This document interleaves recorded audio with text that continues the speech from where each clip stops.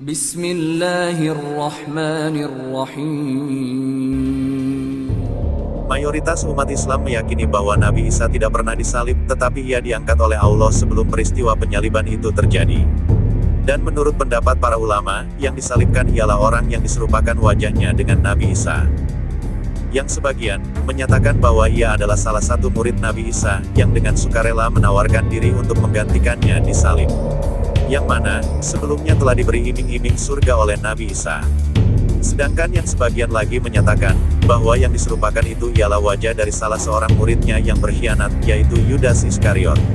Setelah menyerupai wajah Nabi Isa, selanjutnya orang Yahudi menyalib Yudas yang mereka sangka Nabi Isa itu, dengan cara berkomplot mengompori pihak Romawi secara beramai-ramai. Yang jadi pertanyaan, jika memang seperti itu, kemanakah Nabi Isa ketika itu? Lalu, apakah Yudas si pengkhianat itu tidak berteriak-teriak mengatakan bahwa ia sebenarnya bukan Nabi Isa? Apalagi sampai saat ini tidak ada bukti secuil pun yang dikemukakan baik oleh orang-orang Yahudi, Nasrani, maupun literatur sejarah, yang berkaitan dengan hal itu. Tetapi dari mana landasan pendapat semacam itu diperoleh? Konon, beliau mengambil pendapat itu dari sebuah hadis yang diriwayatkan oleh Abi Hatim, dari Ahmad bin Sinan, dari Abu Muawiyah, dari Minhal bin Amru, dari Said bin Jubair, dari Ibnu Abbas. Linknya tercantum pada deskripsi. Isinya kurang lebih seperti ini. Sebelum Allah mengangkat Nabi Isa ke langit, Nabi Isa mengumpulkan para sahabatnya yaitu ke-12 murid Nabi Isa. Di dalam rumah itu terdapat 12 orang sahabat Nabi Isa yakni, Petrus, Yakobus bin Zebedeus, Yohanes, Andreas, Filipus, Bartolomeus, Matius, Thomas, Yakobus bin Alfeus, Tadeus, Simon, dan Yudas Iskariot. Nabi Isa kemudian keluar dari salah satu ruangan dengan kepala masih basah hingga meneteskan air. Ia berkata, sesungguhnya di antara kalian ber-12 ada satu orang yang kafir kepadaku padahal sebelumnya ia beriman. Siapakah di antara kalian yang mau dimiripkan wajahnya denganku, dan menggantikan posisiku untuk dibunuh oleh mereka, namun ia akan bersamaku nanti di surga. Lalu, berdirilah salah seorang dari mereka yang paling muda. Lalu Nabi Isa berkata, duduklah. Kemudian Nabi Isa bertanya kembali seperti tadi, dan berdirilah seorang pemuda yang lain. Nabi Isa pun menyuruhnya duduk.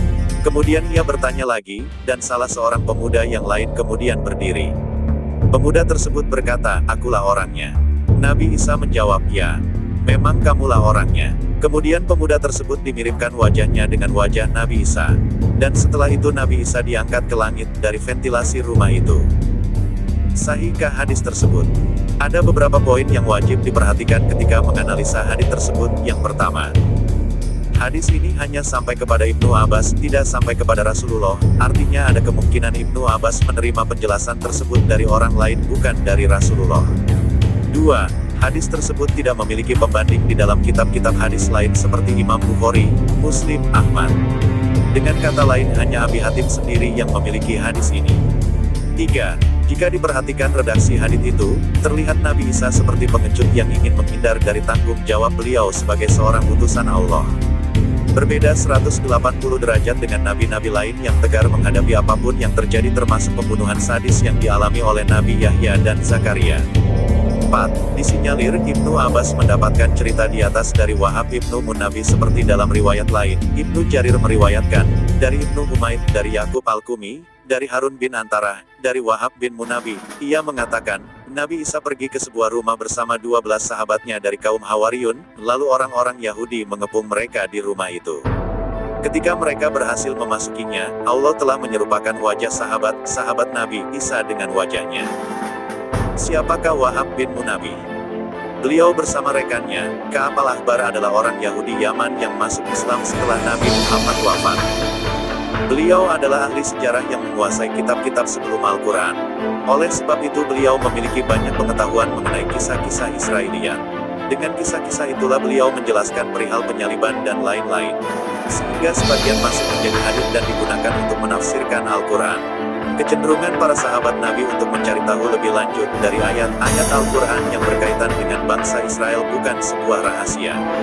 Umar ibnu Khattab, Abu Hurairah, Atta bin Jasar, dan juga Ibnu Abbas adalah termasuk orang-orang yang cukup intens dengan pengetahuan-pengetahuan yang ada di dalam Taurat dan Injil. Banyak hal yang mereka ingin ketahui, seperti sifat-sifat para nabi yang tercatat dalam Taurat dan berbagai hal lainnya. Yang pada akhirnya, tempat mereka bertanya tentu saja adalah para ahli kitab yang baru masuk Islam. Bukan hal yang tidak mungkin, jika informasi hadis yang disampaikan oleh para sahabat yang notabene-nya mantan penganut ahli kitab di masa lalu, lebih banyak bersandar pada sisa-sisa kepercayaan lama mereka. Sehingga kemudian banyak tafsir-tafsir Israiliyat yang belum jelas kebenarannya, yang akhirnya merasuk dalam hasanah tafsir Al-Quran, dan bagi orang awam, cenderung diyakini sebagai sebuah kebenaran mutlak. Terkait peristiwa penyaliban itu sendiri, sebenarnya umat Islam yang mayoritas ini, tidak ada yang menyangkal adanya peristiwa itu. Dari berbagai versi fiksi, dapat kita pahami tidak satupun pernyataan yang membantah fakta peristiwa itu. Pernyataan ini tentu akan menimbulkan berbagai pertanyaan. Lalu siapakah yang sebenarnya disalib pada saat peristiwa itu terjadi? Jika umat Islam mengakui peristiwa itu, tentu saja ada yang menjadi korban penyaliban.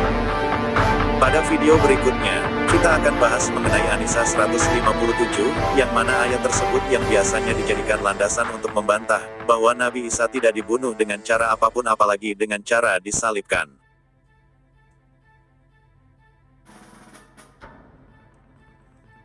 Feel the peace inside of me, a complete tranquility.